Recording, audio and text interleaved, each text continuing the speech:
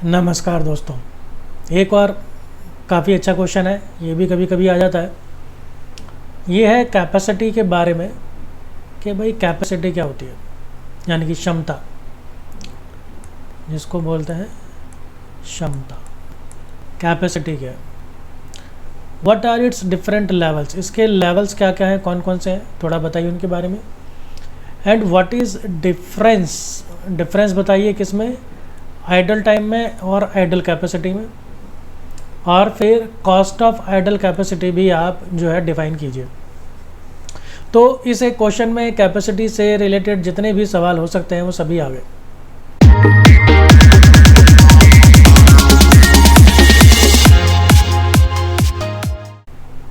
आइए देखते हैं। सबसे पहले कैपेसिटी का क्या मतलब है।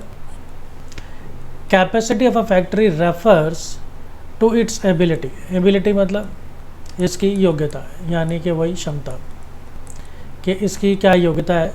To produce with the resources and facilities, जो कुछ भी स्रोत, जो कुछ भी साधन इसके कंपनी के पास है, सुविधाएं जो भी जितनी भी हैं अवेलेबल एट इट्स डिस्पोजल, यानी कि जितने भी साधन सुख सुविधाएं जो कुछ भी इसके पास है वो सब लगा के ये कितना उत्पादन कर लेते हैं, कितना माल बना लेते हैं, उस क्वांटिटी को बोलते हैं उसकी कैपेसिटी, यानी कि उसकी क्षमता। अब ये जो कैपेसिटी है, इस कैपेसिटी को बताने के ना दो तरीके हैं। एक तो बताएं यूनिट्स में कि भाई इसकी जो कैपेसिटी है वो क्या है, कि ये एक दिन में 10,000 पीस बना देती है किसी भी चीज़ के, जो भी वो बनाती है। एक तो ये तरीका। और दूसरा है प्रोडक्शन आवर्स, कि भाई मशीनें कुल मिला के कितने घंटे काम कर सकती हैं। जैसे कि अगर हम कहें कि भाई एक दिन के अंदर अब एक मशीन जो है वो 8 घंटे काम करती है, और ऐसी कुल मिला के कंपनी के पास 100 मशीनें हैं, तो यानी कि एक दिन में 800 घंटे काम कर सकती है मशीनें। तो इस तरह से कैपेसिटी को बताने के इसके दो तरीके हैं। अब बात करते हैं कि कैपेसिटी लेवल क्या है। तो इसके ये डिफरेंट कैपेसिटी लेवल्स हैं, उनके बारे में बात करते हैं। Licensed capacity, so it is the production capacity of the plant for which license has been issued by an appropriate authority। आप जानते हैं कि बहुत सारे काम ऐसे जिनके लिए लाइसेंस लेना पड़ता है। तो लाइसेंस में कई बार ये भी मेंशन होता है कि आप इतना उत्पादन करेंगे, इससे ज़्यादा उत्पादन आप नहीं करेंगे। तो लाइसेंस में जितना उसका प्रोडक्शन लिखा है वो बन जाएगी लाइसेंस्ड कैपेसिटी। फिर इसके बाद है इंस्टॉल्ड या maximum capacity. This is the maximum production, ये वो मैक्सिमम प्रोडक्शन है, मैक्सिमम प्रोडक्शन कैपेसिटी है of a plant which can be achieved, जिसको प्राप्त किया जा सकता है ओनली अंडर परफेक्ट कंडीशंस। सिर्फ परफेक्ट कंडीशंस के अंदर ही आप इसे अचीव कर सकते हैं, यानी कोई छुट्टी नहीं होगी, कोई ब्रेकडाउन नहीं होगा, कुछ नहीं होगा। when there is no loss of operating time, जो नॉर्मल छुट्टियां हैं वो तो होंगी ही जैसे, लेकिन उसके अलावा और जो भी ऑपरेटिंग यानी काम करने का समय है उसके अंदर किसी भी तरह की समय की बर्बादी नहीं होगी। As some loss of time is bound to occur, हम जानते हैं कि कुछ समय तो हमेशा बर्बाद होता ही है, उसे कोई रोक नहीं सकता है। This capacity can never be achieved in practice and is for this reason that it is also known as theoretical capacity। और क्योंकि जो कैपेसिटी इस तरह से कागज़ों में बताई जाती है उसको सच में प्राप्त करना, सच में उतना ज़्यादा प्रोडक्शन कर देना संभव नहीं होता, इसीलिए उसको बोलते हैं थियोरेटिकल कैपेसिटी। यानी ये प्रैक्टिकल नहीं है, ये सिर्फ बताने के लिए है कि भाई ये एक जो पर्टिकुलर मशीन है ये एक दिन में 500 पीस बना देगी, जिस भी चीज़ की ये मशीन है। तो इसका क्या मतलब है, जब आप इसको चलाएंगे नॉन स्टॉप बिना किसी रुकावट के, कोई समय बर्बादी नहीं होगी, माल को लाने ले जाने में कोई समय की बर्बादी नहीं, किसी भी तरह की कोई समय की बर्बादी नहीं होगी, कोई टूट फूट नहीं होगी, बिजली नहीं जाएगी, फलाना ढिमकाना। तो लेकिन ऐसा होता नहीं है, कुछ ना कुछ समय की बर्बादी तो हो ही जाती है, इसलिए इसे थ्योरेटिकल कैपेसिटी कहा जाता है। अब आता है practical, also known as operating capacity. इसे ऑपरेटिंग या प्रैक्टिकल कैपेसिटी बोलते हैं। अब ये वो है कि जब काम करेंगे तो कितना माल बनता है। This is the maximum capacity less. पहली बात तो आप ले लो मैक्सिमम कैपेसिटी जो हमने ऊपर पढ़ी, लेस आउटपुट और time lost due to unavoidable factors. अब आप इसमें से वो माल माइनस कर दो या वो समय माइनस कर दो जिसके लॉस को आप रोक नहीं सकते, अनअवॉइडेबल फैक्टर्स की वजह से वो हो रहा है। लाइक मशीन को रिपेयर करने की ज़रूरत पड़ती है, मशीन को मेंटेनेंस चाहिए, मशीन को सेट करने का टाइम चाहिए होता है, बार बार मशीन सेट की जाती है, कई चीज़ें होती हैं, मोल्डिंग सेट होती है, उसकी सेटिंग सेट होती है, छुट्टियाँ होती है, और दूसरे नॉर्मल लॉसेस जिन्हें आप जो है रोक नहीं सकते। तो आप पूरी कैपेसिटी ले लीजिए और माइनस ये लॉस वाली कैपेसिटी ले लीजिए, इससे आपको जो मिलता है प्रैक्टिकल कैपेसिटी। जैसे कि नाम भी बता रहा है कि भाई प्रैक्टिकल कैपेसिटी है कि जब असल में काम करते हैं तो सारे लॉसेस माइनस करने के बाद प्रोडक्शन के फिर इतना माल एक्चुअल में बन के आपके पास आता है। इसके बाद असला है आगे है हमारे पास सेल्स एक्सपेक्टेंसी। ये उम्मीद लेके चलते हैं इतनी सेल हो जाएगी तो उतनी कैपेसिटी हम मान लेते हैं। This is the capacity which is based on expected sale. ये मान के चलते हैं कि इतना माल बिक जाएगा, तो वो उसकी कैपेसिटी हम फिर मान के चलते हैं। And is determined after a careful study of market condition. तो मार्केट कंडीशंस की स्टडी करना ज़रूरी है क्योंकि हम कितना माल बिकेगा इसकी बात कर रहे हैं। A concern may not be able to sell the entire output which it is capable of producing. Generally यही होता है कि जितना भी माल बना लेते हैं वो सारा का सारा नहीं बिकता मार्केट में। The capacity level is usually less than practical capacity. जो कैपेसिटी लेवल है वो यहाँ पर ना प्रैक्टिकल कैपेसिटी से कम रहता है। प्रैक्टिकल कैपेसिटी तो वो हो गया जो हमने बनाया, अभी ऊपर पढ़ा हमने, तो लेकिन उससे भी कम ही मार्केट में बिक पाता है। जितना बनता है पूरा मार्केट में नहीं बिक पाता because of lack of orders from customer, क्योंकि इतनी डिमांड नहीं होती। Actual capacity, this is the capacity actually achieved during a particular period. एक विशेष समय में, एक पर्टिकुलर समय में एक्चुअल में कितना माल बनाया वो होती है actual capacity. This is known only after the period is over. और ये हमें तभी पता चलती है जब वो पीरियड पूरा हो जाता है। सपोज़ 1 महीने की बात करें तो जब वो 1 महीना निकल जाएगा तभी हमें पता चलेगा कि हमने एक्चुअल में कितना माल बनाया है। Is over and may be below और अबव द प्रैक्टिकल कैपेसिटी। और capacity based on the sales expectancy. और ये जो हमारा एक्चुअल कैपेसिटी है ये प्रैक्टिकल कैपेसिटी से कम ज़्यादा हो सकता है और सेल्स एक्सपेक्टेंसी कैपेसिटी से भी कम ज़्यादा हो सकता है। इसके बाद है हमारा normal capacity. This is the long term average. This is the long term average of capacity based on sales expectancy. अब यहाँ पर एक पीरियड की बात नहीं होती, यहाँ पर एक लॉन्ग पीरियड की बात होती है और जिसके अंदर कई सारे पीरियड इंक्लूड होते हैं और फिर हम उनका एवरेज निकाल लेते हैं। In other words, the concept of normal capacity is based on the average. It is based on the average utilization of plant capacity over a long period. आपने एक जो है लॉन्ग पीरियड ले लिया जिसमें आपको कैपेसिटी फाइंड आउट करनी है, जैसे कि 1, 2, 3, 4, 5, 6। अब ये महीने हो सकते हैं, पहला महीना, दूसरा, तीसरा, चौथा, पाँचवा, छठा महीना, या हो सकता है कि ये साल भी हो सकते हैं या ये हफ्ते भी हो सकते हैं, जैसे भी आप करें। तो फिर हर एक की कैपेसिटी इसके अंदर इंक्लूड की जाती है और फिर इन सब का मिला के एक एवरेज बना लिया जाता है। यानी कि अगर इसका एवरेज करना हो तो जैसे ये टोटल हमारे पास 6 पीरियड है, तो इन 6 पीरियड्स की जो कैपेसिटी होगी उन सबको हम जोड़ लेंगे और डिवाइडेड बाय कर देंगे 6, क्योंकि ये 6 पीरियड है। अगर ये 5 पीरियड हो तो 5 से डिवाइड कर देंगे। नॉर्मल कैपेसिटी इज़ दस नोन एज एवरेज कैपेसिटी। अब क्योंकि हमने यहाँ पर एवरेज निकाला है तो इसलिए इसको एवरेज कैपेसिटी भी कहा जाता है। इसके बाद अगला है हमारा आइडल कैपेसिटी। आइडल का मतलब होता है बेकार। तो इसमें पहला है हमारे पास idle capacity.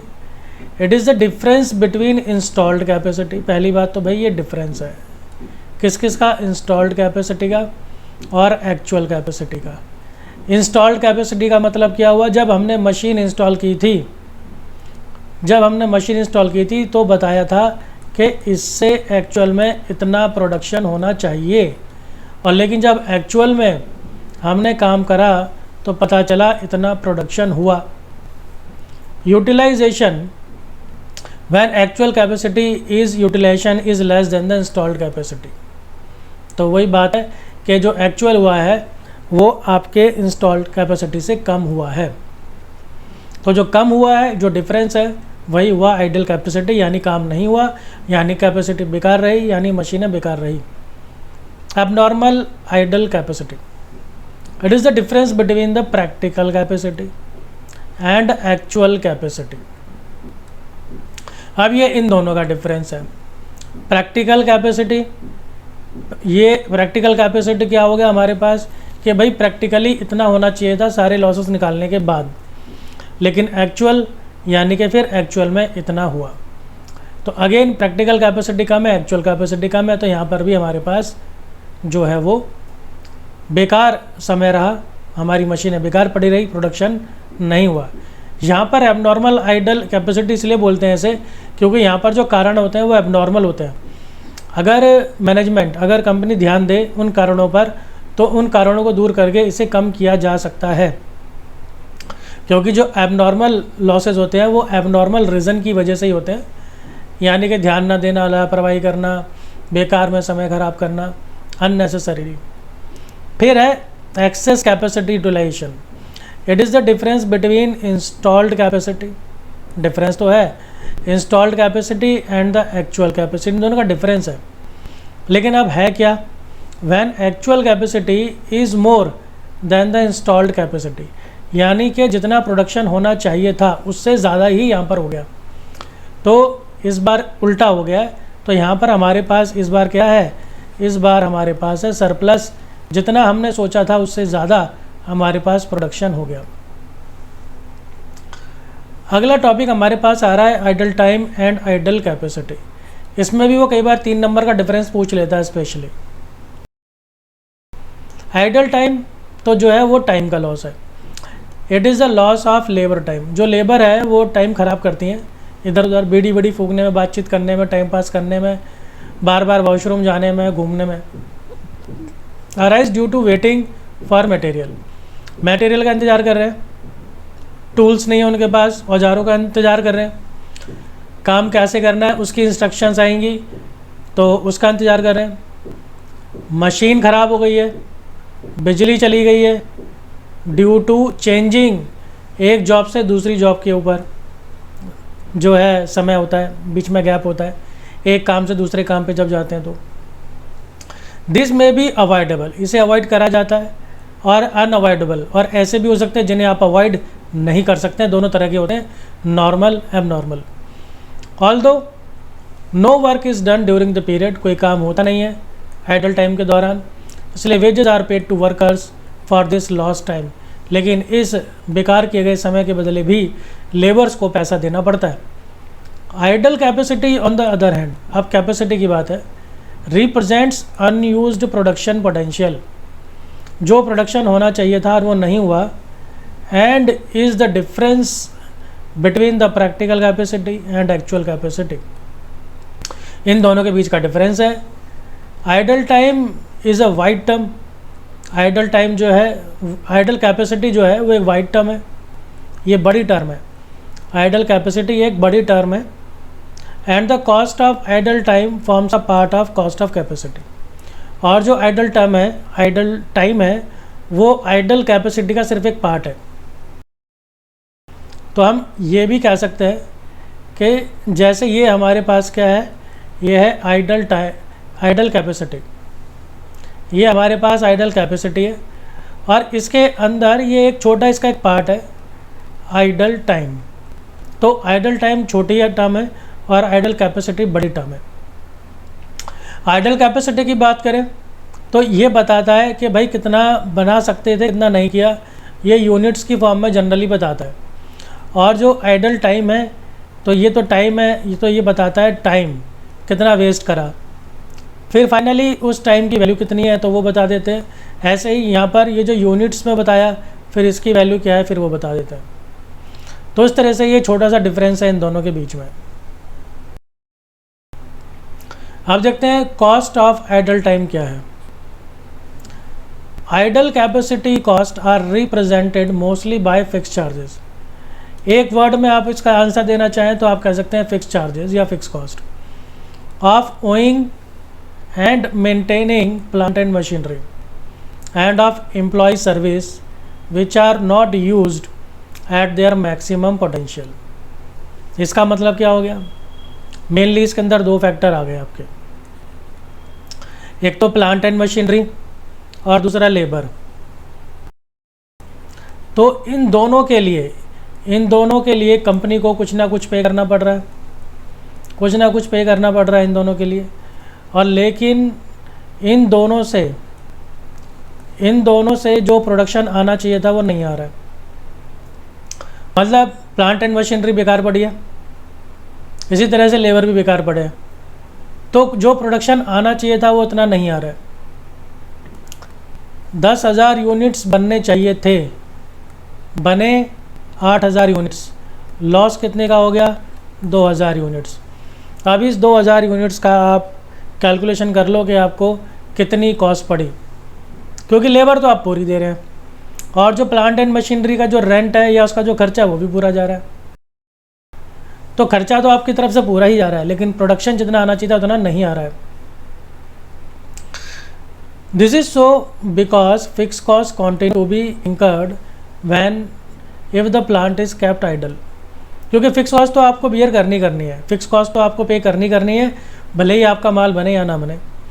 The cost of idle capacity and the reasons due to which capacity remains unutilised can be found out by computing overheads capacity variance and by preparing idle time reports, plant utilization reports and idle machine time reports। अब आपको क्या करना है, आपको इसके पीछे के कारण ढूंढने हैं कि भाई इसके पीछे के कारण कौन कौन से हैं। आपको वेरिएंस ढूंढना है कि गैप क्या आ रहा है, गैप क्या है, वेरिएंस क्या है, यही आपका वेरिएंस है। जो 2,000 कम बना माल, 2,000 यूनिट कम बना है, वही वेरिएंस है। अब ये क्यों हुआ है, किसकी वजह से हुआ है, क्या ये प्लांट एंड मशीनरी की वजह से हुआ है या फिर ये लेबर्स की वजह से हुआ है, या किसकी वजह से हुआ है, पता करिए। कैसे पता चलेगा, उसके लिए आप आइडल टाइम की रिपोर्ट बनाइए, प्लांट कितना इस्तेमाल हुई उसकी रिपोर्ट बनाइए, plant and machinery. Idle machine, जो मशीनें बेकार पड़ी रही तो उसकी आप बनाइए कि क्या रिपोर्ट पूरी बनेगी। जब तक डिटेल्ड रिपोर्ट्स नहीं बनेगी तब तक पता नहीं चलेगा कहाँ कमी हो रही है। These reports are prepared periodically, ये समय समय पर बनाई जाती हैं, which are clearly bring out the period for which plant remained unutilise. ये बताती हैं किस किस समय पर जो प्लांट एंड मशीनरी है वो अनयूटिलाइज्ड रही, यानी उनका इस्तेमाल नहीं हुआ, and the cost of such capacity that is not utilise. और क्या कॉस्ट है उस प्लांट एंड मशीनरी की, उन रिसोर्सेज की, उन साधनों की जो इस्तेमाल नहीं हुए, उसके ऊपर हमारा कुछ ना कुछ फिक्स एक्सपेंस तो खर्च हुआ ही है। तो ये हमारा बड़ा एक अच्छा सवाल था और आगे भी सवाल हम करेंगे इसी तरह से अच्छे इसी तरीके से जुड़े रहिए। मिलता हूँ मैं आपसे अगली वीडियो में। धन्यवाद।